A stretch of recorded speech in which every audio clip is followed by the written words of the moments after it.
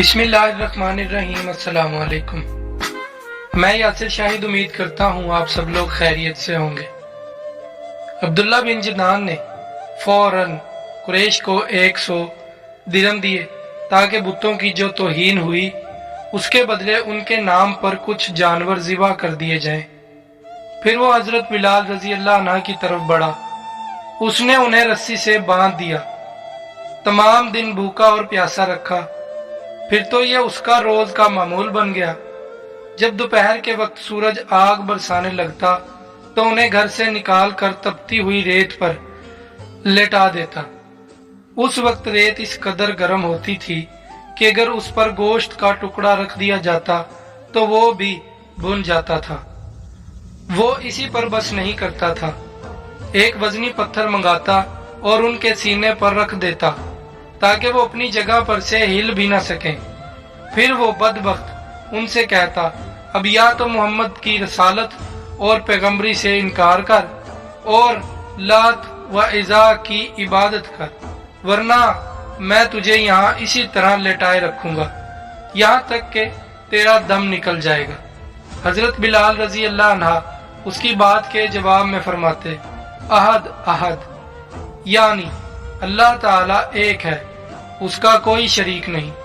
जब हजरत बिलाल रजी अल्लाह अन्हा किसी तरह इस्लाम से न हटे तो तंग आकर अब्दुल्ला बिन जिदान ने उन्हें उमैया बिन खल्फ के हवाले कर दिया। अब ये शख्स उन पर इससे भी ज्यादा जुल्म सितम ढाने लगा। एक रोज उन्हें इसी किस्म की खौफनाक सजाएं दी जा रही थी कि हजूर नबी करीम सल्लल्लाहु अलैहि वसल्लम इस तरफ से गुजरे। हजरत बिलाल रजी अल्लाह अन्हा शिद्दत व तकलीफ की हालत में अहद अहद पुकार रहे थे। आपने उन्हें इस हालत में देखकर फरमाया, बिलाल, तुम्हें ये अहद अहद ही निजात दिलाएगा। फिर एक रोज हजरत अबू बकर रजी अल्लाह अन्हा इस तरफ से गुजरे। उमैया बिन खल्फ ने उन्हें गर्म रेत पर लेटा रखा था, सीने पर एक भारी पत्थर रखा हुआ था। उन्होंने ये दर्दनाक मंजर देखकर उमैया बिन खल्फ से कहा, क्या इस मस्कीन के बारे में तुम्हें अल्लाह का खौफ नहीं आता? आखिर कब तक तुम इसे अजाब दिए जाओगे? उमैया बिन खल्फ ने जल कर कहा, तुम ही ने इसे खराब किया है, इसलिए तुम ही इसे निजात क्यों नहीं दिला देते? उसकी बात सुनकर हजरत अबू बकर रजी अल्लाह अन्हा बोले, मेरे पास भी एक हबशी गुलाम है, वो इससे ज्यादा ताकतवर है और तुम्हारे ही दीन पर है। मैं इनके बदले में तुम्हें वो दे सकता हूँ। ये सुनकर उमैया बोला, मुझे ये सौदा मंजूर है। ये सुनते ही अबू बकर सिद्दीक रजी अल्लाह अन्हा ने अपना हबशी गुलाम उसके हवाले कर दिया। उसके बदले में हजरत बिलाल रजी अल्लाह अन्हा को ले लिया और आजाद कर दिया। सुभान अल्लाह, क्या खूब सौदा हुआ। यहाँ ये बात जान लेनी चाहिए कि हजरत अबू बकर रजी अल्लाह अन्हा का हबशी गुलाम दुनिया के लिहाज से बहुत कीमती था।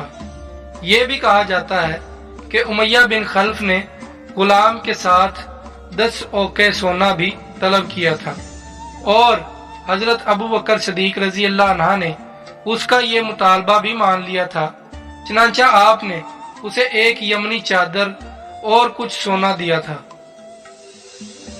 साथ ही आपने उमैया बिन खल्फ से फरमाया था, अगर तुम मुझसे 100 औके सोना भी तलब करते तो भी मैं तुम्हें दे देता।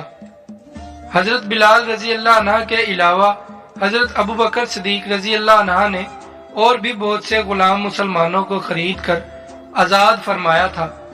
ये वो मुसलमान गुलाम थे जिन्हें अल्लाह का नाम लेने की वजह से जुल्म का निशाना बनाया जा रहा था। उनमें एक हजरत बिलाल रजी अल्लाह अन्हा की वालदा हुमामा रजी अल्लाह अन्हा थी। एक आमिर बिन फहीरा रजी अल्लाह अन्हा थे। उन्हें अल्लाह का नाम लेने पर बड़े बड़े सख्त अजाब दिए जाते। ये कबीला बनी तीम के एक शख्स के गुलाम थे। वो हजरत अबू बकर सिद्दीक रजी अल्लाह अन्हा का रिश्तेदार था। आपने अपने रिश्तेदार से खरीद कर उन्हें भी आजाद फरमाया। एक साहब अबू फुकिया रजी अल्लाह अन्हा थे। ये सफवान बिन उमैया रजी अल्लाह अन्हा के गुलाम थे। ये हजरत बिलाल रजी अल्लाह अन्हा के साथ ही मुसलमान हुए थे।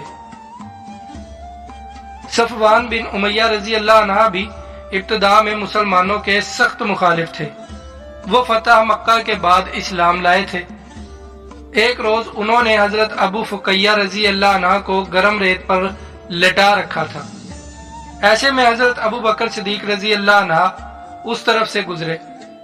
उस वक्त सफवान बिन उमैया रजी अल्लाह अन्हा ये अल्फाज कह रहे थे, इसे अभी और अजाब दो, यहाँ तक कि मोहम्मद यहाँ आकर अपने जादू से इसे निजात दिलाए।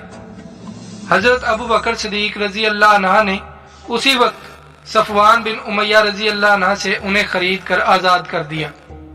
इसी तरह जुनैरा रजी अल्लाह अन्हा नामी एक औरत को मुसलमान होने की बुनियाद पर इस कदर खौफनाक सजाएं दी गईं कि वो बेचारी अंधी हो गई। एक रोज अबू जहल ने उनसे कहा, जो कुछ तुम पर बीत रही है ये सब लात व अज़ी कर रहे हैं।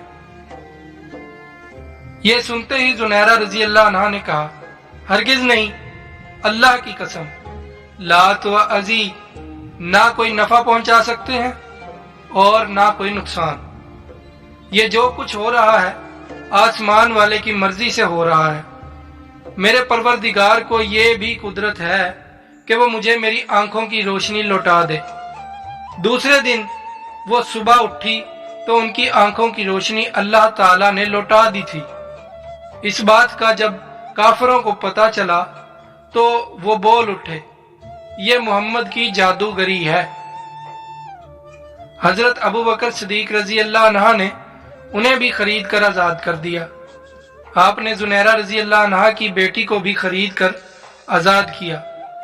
इसी तरह नादिया नाम की एक बांदी थी, उनकी एक बेटी भी थी।